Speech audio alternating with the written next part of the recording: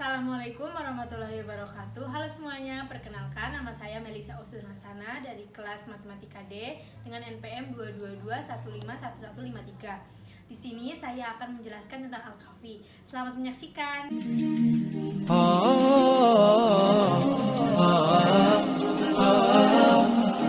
Al-Kahfi turun di masa sulit dan ternyata jawaban dari kesulitan itu adalah 4 kisah.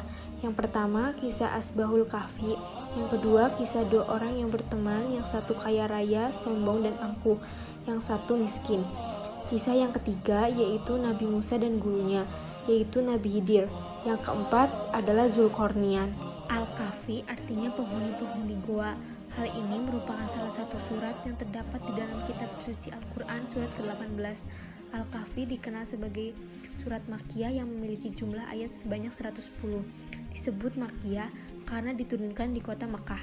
Sesuai kandungan dalam hadis riwayat Abu Bakar bin Marduah bahwa Rasulullah SAW bersabda, "Siapa yang membaca surat Al-Kahfi pada hari Jumat akan memancarkan cahaya dari bawah kaki sampai ke langit dan akan tunduk padanya kelak pada hari-hari dan diampuni dosanya antara 2 Jumat." Membaca surat Al-Kahfi pada hari Jumat juga dapat menghindarkan umat Islam dari fitnah Dajjal.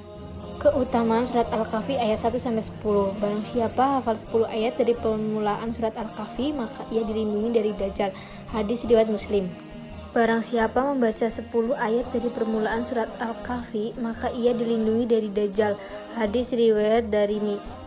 Isi kandungan surat Al-Kahfi ayat 1-10. Ayat pertama dari surat Al-Kahfi mengajarkan bagaimana bersyukur kepada Allah atas nikmat iman dan Al-Quran. Bahkan keduanya adalah nikmat terbesar.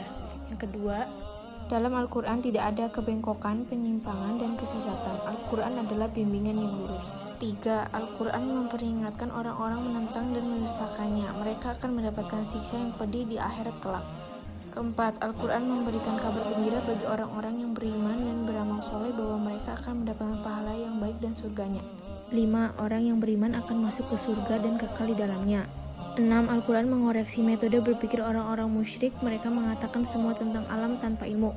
7. Keyakinan bahwa Allah memiliki anak merupakan keyakinan yang batil, perkataan yang dibuat-buat tanpa pengetahuan. 8. Allah menghibur Rasulnya dalam kesediaannya menghadapi sikap kaum musyrikin yang tidak mau beriman dan malah mendustakan. 9. Dunia dan perhiasannya hanyalah ujian bagi manusia untuk membuktikan siapa yang terbaik amalnya. 10. Dunia ini sifatnya fana, pasti akan rusak dan binasa. 11. Asbahul Kahfi merupakan tanda-tanda kekuasaan Allah yang menakjubkan, namun Al-Quran lebih menakjubkan. Yang ke-12 ayat 10 mengajarkan doa Asbahul Kahfi dalam meminta rahmat kepada Allah dan petunjuknya. Pembacaan surat Al-Kahfi ayat 1-10.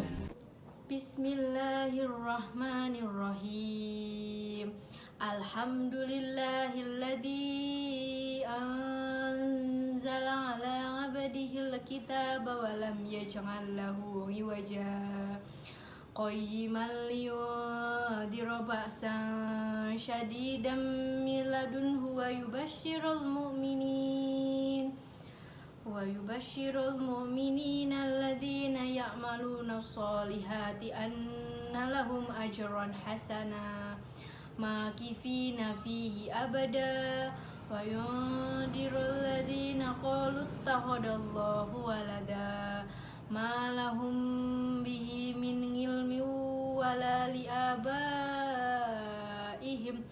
kaburat kalimatan tahruju min afwahihim yaquluna illa kadiba fala'allaka baghi'un nafsaka ala asyarihim illam yu'minu bihadal hadisi asyafa inna ja'alna ma'al ardi zinatan laha linabluwakum ayyukum ahsanu amalan wa inna laja'iluna ma'alaiha shahidan jursa am hasibta anna ashabal kahfi warraqibi kanu min ayatina ajaba id awal fityatu ilal kahfi faqalu rabbana atina min ladunka rahmah fahayyi lana min amrina rasyada.